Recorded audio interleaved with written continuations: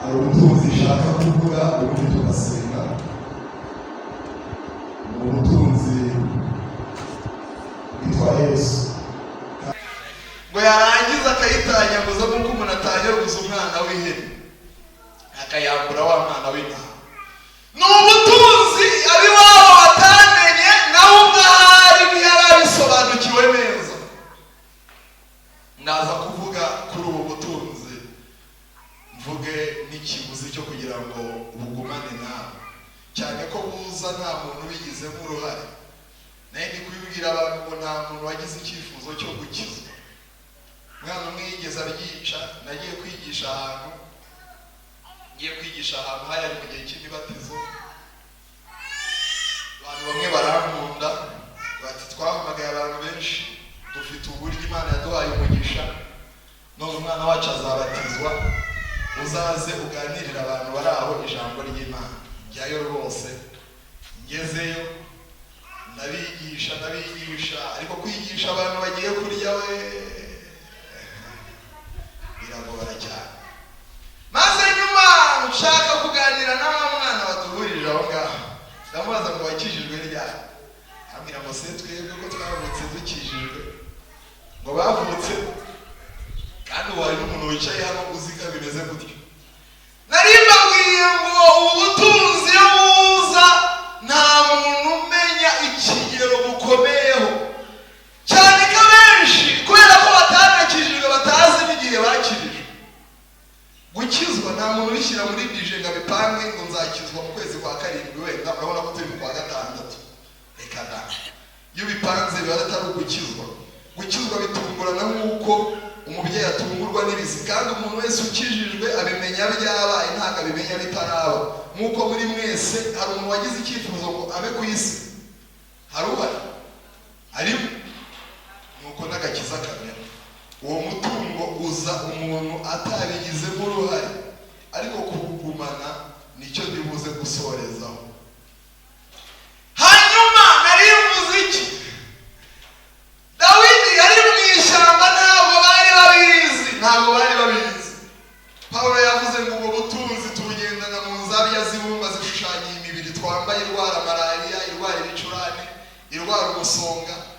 Ubwo butunzi bugenda muri iyo nzabya z'ibumba. Ariko impamvu ngo ni ukugira ngo icyubahiro kibi cy'Imana kidaturutse mu bantu. Niyo mpamvu umuntu asengera abandi nawe ejo bakagira gute? Bakamusengera. Ubu nanjye ndi kubigisha mu kanya ndicara bagira gute? Banyigisha. Ni ukugira ngo icyubahiro kitazitwa icya Mose gusa ujyanye itorero ry'Imana muri Kanani. Niyo mpamvu azagera igihe agapfa. Ubwo butunzi butwaye mu rwabya rw'iki? Rw'ibumba. Urwo rwabya ndaza kuvuga ukuntu rutubaje rukatwibagiza ubutunzi burimo imbere muri rwo. Impamvu twahinduye amasengesho, abenshi turi gusengera urwabya ngo uruki, tuririza ubusa kubera urwabya. Urwabya we turagendesheje. Muri mwe mu gitabo cy'Umugenzi igaragaza ngo umusaza wa kera yitwaga Adamu wa mbere. Ngo uyu musaza ngo yashatse kunaniza umugenzi witwaga Mwizerwa. Muri maso tuganire. Haleluya, haleluya. Yashatse kunaniza umugenzi witwaga Mwizerwa. Ngo yarahuriye nawe mu nzira, ahita amukubita amaso aramubwira ngo nakurebye nsanga umeze nk'umunyangeso nziza, none unkundiye nazaguha umurimo, kandi uwo murimo ntazawuguhembera. Ngo Mwizerwa yumva ibyo bintu bamubwiye ni byiza. Arangije aramubwira ngo umurimo mukoresha ni uwuhe? Hanyuma uzampemba iki? Aramubwira ngo umurimo mukoresha ni uw'umunezero mwinshi, hanyuma igihembo nzaguha nuko nzakuraga ibyanjye. Ibyo bintu mubyumvishe mwakumva atari byiza? Tekereza nawe umurimo wo kunezerwa. Ariko ngaguma kumwitegereza, amusanga ikimenyetso mu ruhanga. Icyo kimenyetso cyari cyanditseho ngo nimwiyamburane umuntu wa kera. Ni ijambo riri mu Efeso ibice biri n'umurongo wa 21. Ngo mwiyamburane umuntu wa kera uheneberezwa no kwifuza gushukana. Uwo musaza atahura neza ko Imana isaba ko abantu bamwiyaka. Nimwumva uyu muntu rero nimumujyane kure. Uwo muntu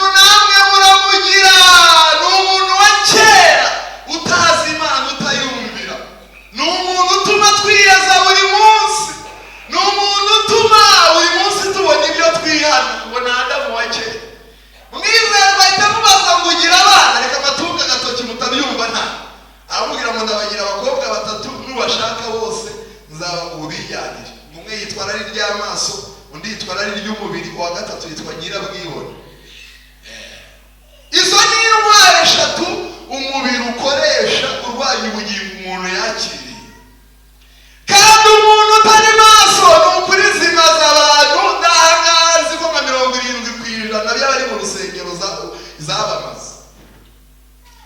Intwaro ya mbere umubiri ukoresha uri kugira ngo unanize ubugingo buri muri wo ni irari ry'amaso. Umubiri ugutungira agatoki ku bintu ushaka ariko bitagira n'isano n'ubugingo. Ubibyifuza abantu benshi bafite ntibigira n'isano n'ubutunzi butagira akagero Pawulo yavuze. Niyo mpamvu abantu baheze mu mayira abiri, ntibari kujya mu ijuru ntibari no mu isi. Umubiri ufite intwaro zikaze. Ndaje byinjiremo abakobwa batatu, maze ngo mwizerwa aramubaza ngo utura he, aramubwira ngo ku musozi witwa Ibushukanyi niho ntuye. Ngo witwa Yesu we. Uzi ko umuntu asohora amasengesho y'iminsi itatu agahita atuka kuko umubiri utuye ku musozi witwa, bakamuhamagara turihe kandi ubwo yari hava ku munini ati neza i Bugesera ndani. Umubiri utuye ku musozi witwa, maze rero ngo mwizerwa mutega amatwi ngo ariko amagambo yamubonye mu ruhanga yinjira muri we yaka nk'umuriro. Yewe abarwaniye umubiri we, nimutega amatwi mwumva ibyawe. Shitani agira intwaro eshatu akoresha, yazitangiranye muri Edeni. Ku muntu wa mbere yagerageje, ndaje nzivugeho, zitagirana itandukaniro n'abo bakobwa batatu. Nimuba amaso nibwo munyumva muze no kumenya icyo nshaka tuza gusengera. Izi ntwaro eshatu ntajya zijya kure. Umuntu wa mbere Shitani yagushije mu mutego, mu bambaye umubiri nizo yakoresheje, kandi arazikoresha zijyana no kwa Yesu, arazimugerageresha ari eshatu, ariko ndashimira Yesu haleluya ko zitamunesheje. Natwe uyu munsi wa none nize eshatu akoresha turwanya. Nabo bakobwa batatu yari ari gushaka gushyingira mwizerwa Adamu wa mbere. Iya mbere ngo yitwa irari ry'amaso. Niyo mujye reka bavuge mu mutwe. Urwa mbere rwa Yohana 2:15 hari ijambo vuga ngo nimukunde iby'isi cyangwa ikiri mu isi cyose, ngo kuko ikiri mu isi ari irari ry'amaso, baragarutse, n'irari ry'umubiri, ngo no kwibona mu by'ubugingo bidaturuka kuri Data wa twese, ngaho inkomoko yabyo ni hehe? Ni mu isi. Shitani iyo aza gutera umuntu arabyitondera, ntabwo apfa kuza gutyo gusaza yabipanze. Nimugende kwa Eva mwamugezeho, yamuteje irari ry'amaso, yarabanje ngamwereka urubuto, kandi ntabwo akwereka ibintu Imana itakubujije, ngamwereka urubuto, ngamubwira ibyarwo, kandi ni umuhanga wo kuguhuza n'icyo ubuze ariko mu buryo butemewe n'Imana. Amwereka urubuto, maze ukuntu intwaro ya mbere igiye gufata yo, ngo uwo mugore abonye ngageze gute? Ese ko mutangikiriza turi kuganira, ngo uwo mugore ageze gute?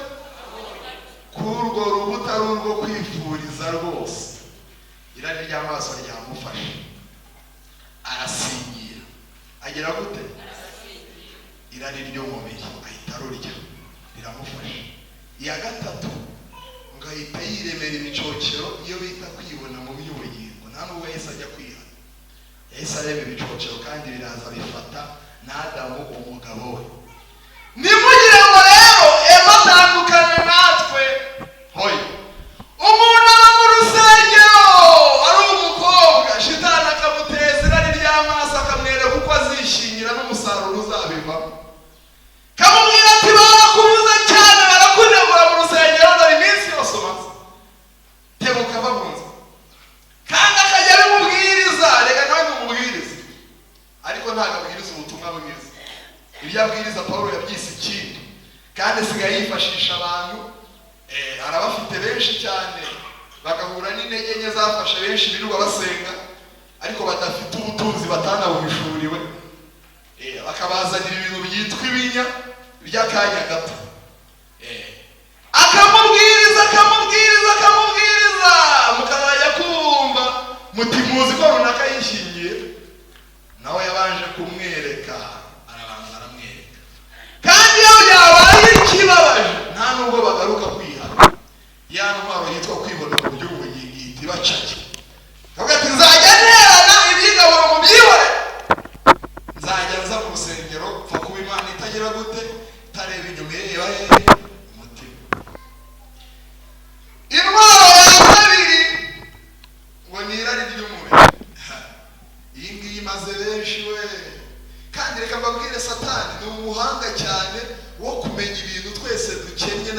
bari imbere ndi kuvuga, kandi afite inzira z'ubusamo zo kugira ngo mubibone, ariko izi nzira zizabateranye n'Imana.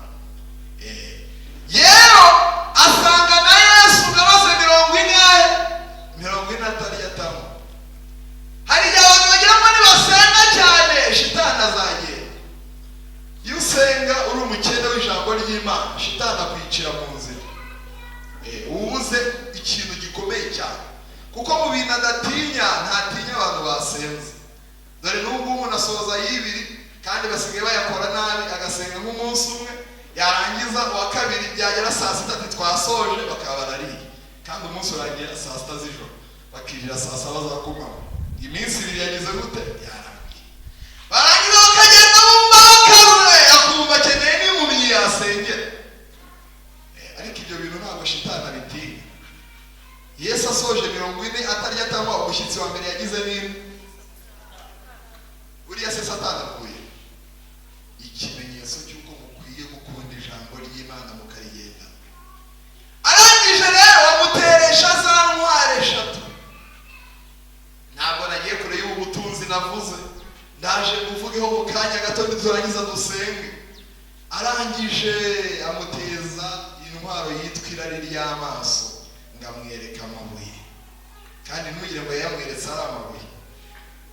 Ubuse wowe wakweretse ushonje hari icyo byagutwara, ariko tekereza uramutse usoje amasengesho. Mu yandi magambo, shitani azi inzira yitwa ubutayu Imana yatuyoboyemo, kandi azi ubwo butayu ibyo twakumbuye tuburimo. Azi rero nuko ibyo bintu twabibona ariko bitavuye ku Mana. Niyo mpamvu abantu benshi muri iyi minsi bafite amashimwe batatinyuka guhagarara imbere y'abantu ngo bayashime, nuko banyuze mu nzira zanyuzwemo na Satani. Mbega bafite ubuhamya ariko buri mu bwa Satani, kandi nicyo shitani arwanira. Ararwana ko nibavuga iby'Imana nayo ariyo mutambikamo. Mugisha ni inshuti yanjye, kamutangeho urugero.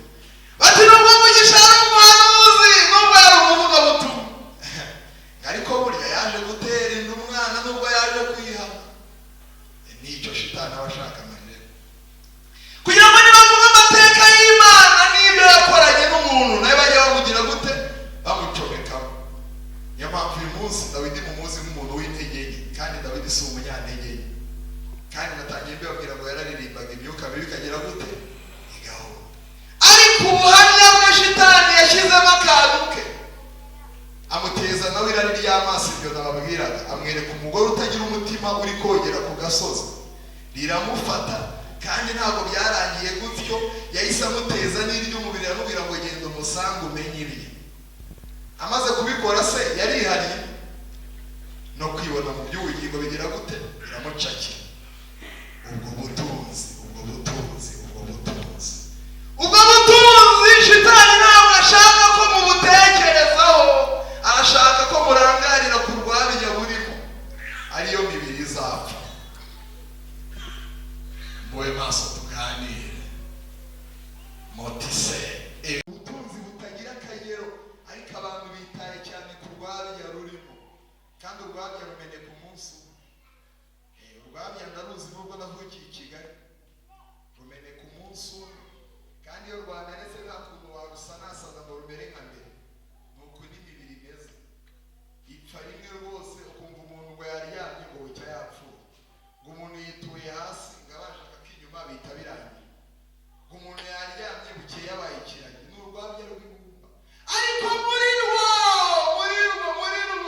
undi we nta kintu shitani agushakaho. Ararwana n'ubutunzi butagira akagero Imana yakubitsemo. Niyo mpamvu abizera bageragezwa n'ibintu by'uburyo butari bumwe. Nta kindi ni ukurwanya ubwo butunzi butagira akagero. Mubwira ngo hoya, kuko umuntu adatungwa n'imitsima gusa, ahubwo amagambo yose y'Imana. Haleluya. Bantu babeshejweho n'amagambo y'Imana. Haleluya.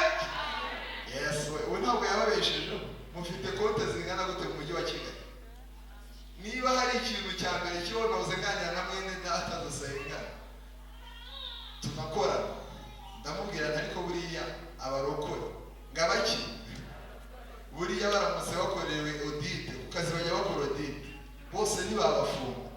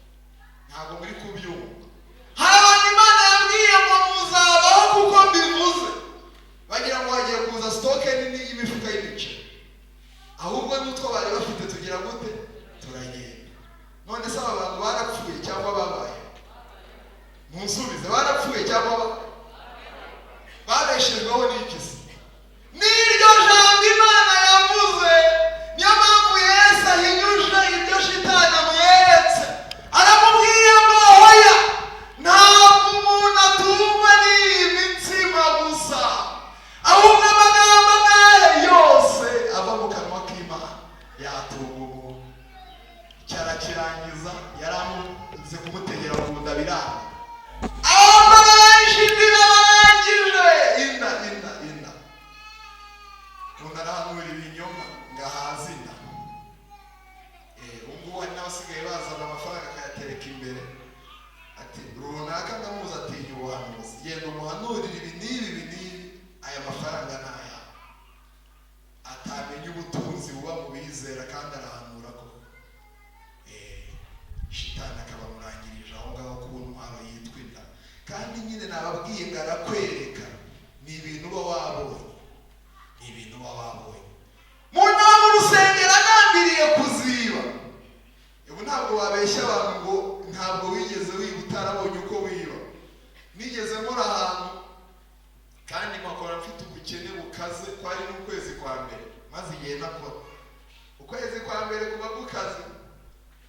Ndangije n'umwanya nari ndimo wari umwanya mwiza, nabaga mfite nari nshinzwaga kesi kaho hantu meze nk'umukontabule wabo, kandi mbika amafaranga menshi, hamwe wavagamo n'amafaranga bosi ntamenye n'ibyabaye.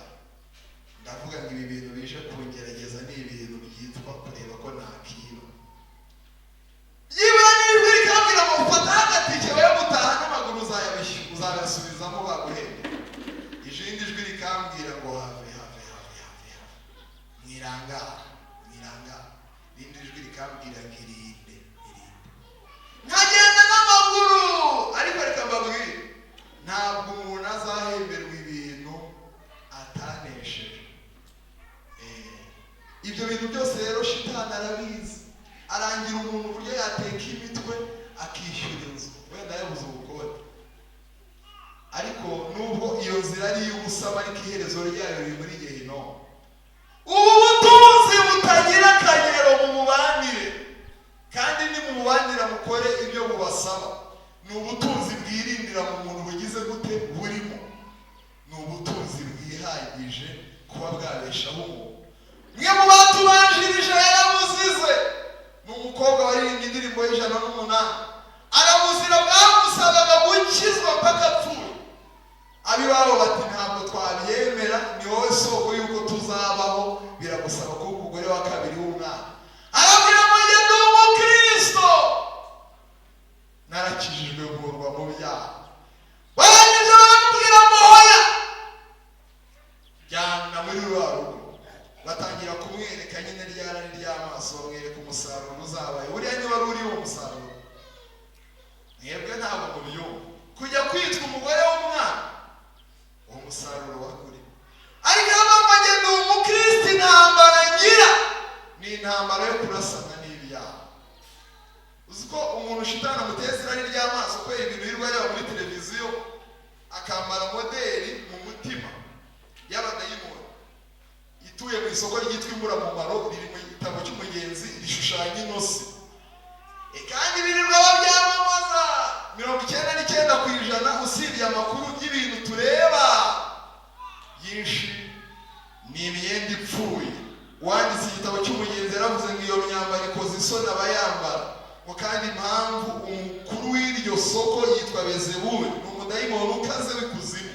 Yashimye cyane gushyira ibintu bibura umumaro muri iryo soko, ngo bituma abagenzi bibagirwa inzira, bibagirwa ubutunzi butagira akagero, maze bazabihenereremo birangire badakomeje urugendo.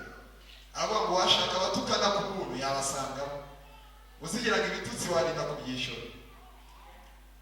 Nigeze kuba ibyo bintu nagiye kwigisha ahantu hamwe, urubyiruko bamerekeje.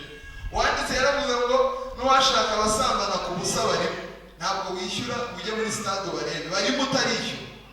Nyivuga ibyo dutashye tubona bari kubikorera mu modoka, n'ubu turishyuye kandi kuko ntitwari twishyuye.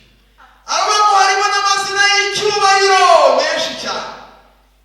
Icyo bita irari ry'umubiri Yesu yarigerageje kuri Yesu. Aramubwira ngo nani icyubahiro cyose cy'isi n'upfukamye kagira ute. Kandi ni ijambo rizimije, ariko abantu benshi bari kuramya shitani mu buryo bw'umwuka, bari kumuramya mu izina ryitirirwa Yesu. N'ikimenyetso cyabyo Yesu bamuvuga gake, ndetse niyo bamuvuze bamuvuga atari mu mitima. Shefu wabo yitwa Magambo, niwo mushumba mukuru w'iryo dini. Magambo aba mu gitabo cy'umugenzi.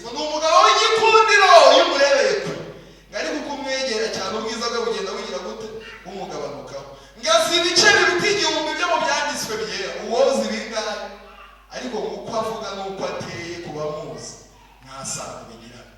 Ni abantu batahishuriye ubwo butunzi ndimo mvuga. Mwana w'umukobwa akiyambika ibintu bitabaho, ati nimundeke icyo nzi Imana igira gute yamutima. Nawe yarebye isi mwuzuramo, irari ry'amaso riramufata, arabyenda aranabicakira.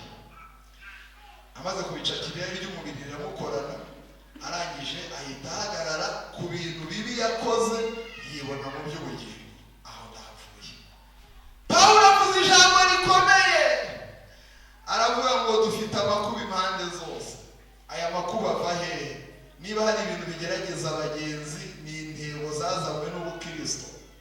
Uko umuntu akizwa yarasambanaga, agahita bamufasha umwanzuro sinzongera gusambana.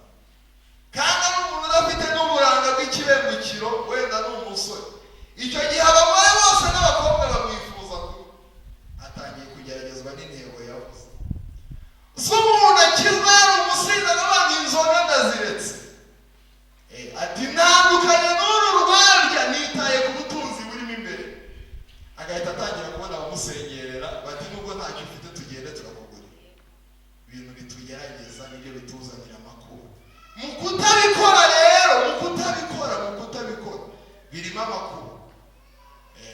Uzi umuntu wiyemeje gukizwa neza uburyo atotezwa, niyo uvuze nabi yumva aragucyaha, kandi yagucyashye ntabwo waba ubyihanganira, wumva wamutuka. Dufite amakuba ariko ntidukuka umutima. Aravuga ngo turashobewe. Mwitondere umuntu ufite ubutunzi. Umuntu ufite ubutunzi yashoberwa, kuko hari ibintu isi iri kumusaba adafite wenda. Yagera igihe wenda cyo gutanga irasiyo n'umugabo, yagera igihe wenda cyo kwishyura amafaranga y'ishuri n'umunyeshuri, yirwanaho agashoberwa kuko ntayo afite. Ariko uzitondera umuntu atihebye. Uyu muntu naba atihebye uzamwitondera, aba afite ibanga. Hari ibanga ku bakijijwe, hari ibanga kuri bo, nubwo ubona bagenda. Haleluya. Abantu nubwo babona barira, ariko umunsi umwe ibi bintu bizasobanuka. Ibintu byabo bisa n'ibitagira ishusho, ariko uzabitondere nusanga bubaha Imana. Uyu muntu wubaha Imana, uyu muntu wubaha ubutunzi buri muri we, uzamwitondere mu gihe ubona atakutse umutima. Wamukandagiraho kubera icyubahiro umurusha, ariko ibi bintu ntibyarama. Morodekayi, humura, igumire ku irembo ry'ibwami. Hamani uri uguhiga, akurusha umutwaro ukamurusha Imana, akurusha icyubahiro ukamurusha ibanga ugendana. Humura ntacyo uzaba.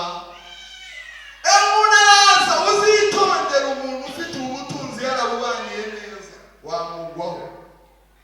Nubwo wabona ari umuntu uteye isoni, ari umuntu utari uwo kwifuzwa, ariko iyo afite ubu butunzi butagira akagero, arimba atungiye agatoki ngo mubanire ubwo butunzi.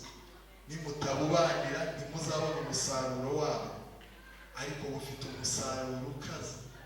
Dawidi yaravuze ngo nari umusore none ndashaje, sindumva umukiranutsi wishwe n'inzara. Ikamwica bagahamba. Naho gusonza byo wasonza, ariko ntiyakwica. Haleluya. Haleluya. Mubanire neza ubwo butunzi, kandi ubwo butunzi buyobora umuntu burimo, bukamujyana. Ubundi ibi bintu by'inzira y'ubu butunzi ntabwo mwemerewe kubyibazaho, byifitiye inzira binyuzamo umuntu ubufite. Muri ibi yaravuze ngo ubwo tuyoborwa n'Umukiza dufite amahoro muri urwo rugendo. Pawulo yarabubaniye, agera igihe yenda gusiga iyi nyubako yitwa Ingando. Twagiye ku bice bitanu. Arangije yenda kuyisiga, yari arimo asenga. Umuhanuzi witwaga ngo yuzura Umwuka Wera aramuhanurira, mube maso tugiye gusenga Imana. Haleluya. Ajya mu mwuka aramubwira ngo Pawulo, mbonye n'ugiye Yerusalemu, ngo nujya uzagwayo. aramubwira ati mbonye bakuboha bagiye i Yerusalemu. Ariko abibwira Pawulo wabaniye ubutunzi. Iyo ubaniye ubutunzi ubumenyaho amakuru abatabufite batazi. Gehazi yabyibeshyeho araza abwira Elisa ubufite ati turapfuye turashize. Muzabumva batava mu masengesho ariko kuko batazi iby'ubwo butunzi bahorana imitima igaragaza ko bapfuye kandi ntibapfe. Elisa ngahita babara ataramusubiza yinginga Imana ngo humura amaso y'uyu muntu utazi ubutunzi bufite. Arangije ngo arahumuka. Ikintu gitangaje kinababaje ngo ntabwo yagiye kubonabona umusozi uriho ingabo nyinshi z'umuriro kandi ngabonaho na Elisa ariko we ntiyibonyeho. Niyo mpamvu yarahagaritse uwo mutima. Maze rero Pawulo aravuga ngo ibyo ngibyo ubonye ni bitoya, ubonye ibintu bito. Ahantu nageze sinyira umuntu utinya kuboha kubera ubutunzi. Ubutunzi ndabuzi rwose. Nzi ikintu muhishiye abantu babufite. Nzi neza ko n'ubwo uyu munsi sitabamenya ijambo ryabisi birangirire. Daniel yavuze ngo abantu bazi Imana yabo kandi bahinduriye abenshi ku bukiranutsi bazaka nk'inyenyeri zo mu ijuru. Aramubwira ngo winangishe utwo tuntu twitwa kuboha. Aramubwira ngo niteguye no gupfa mfira ubutunzi, mfira uyu mwami witwa Kristo, uwo yitwa Yesu. Twatangiye tumuririmba haleluya. Abantu ntibakunda kumva ibi. Iyo abantu batavuze ibiryo cyane wese wabivuga ukahita ubibona. Reka ntabwo bihuriye. Burya umutsima utera imbaraga kumwe n'amazi y'ubugingo.